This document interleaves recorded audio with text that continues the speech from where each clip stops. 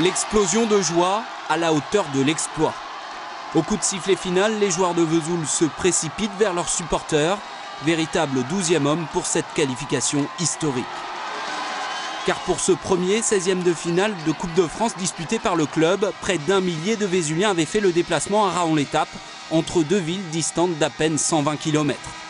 Dans un stade chauffé à blanc où Vesoul avait pris une raclée en septembre en championnat, 4-0, ce sont bien les Haussonnois qui se mettent les premiers en action, à l'image d'Alain Etamé.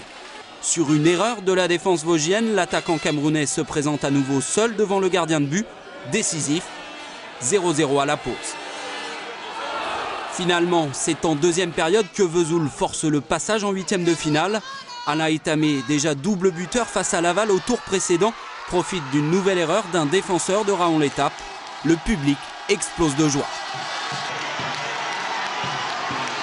On a été costaud défensivement, on a fait les efforts, on a su se transcender pour faire plaisir à tout le monde et puis pour créer encore de nouveaux exploits.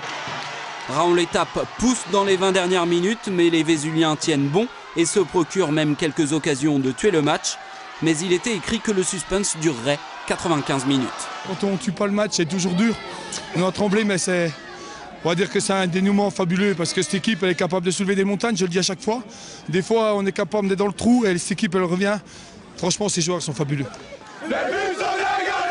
Des joueurs aux anges une fois le match terminé. La liesse dure de longues minutes sur le terrain pour prolonger l'instant. On avait dit 32e, on est en 8e, donc vous voyez, qu'est-ce que vous voulez dire de plus? Rien, la magie.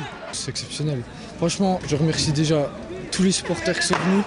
Je pense qu'il y avait à peu près 1000 supporters, il y a toute ma famille, tous mes potes, des potes de ma classe qui sont venus. Franchement, je les remercie.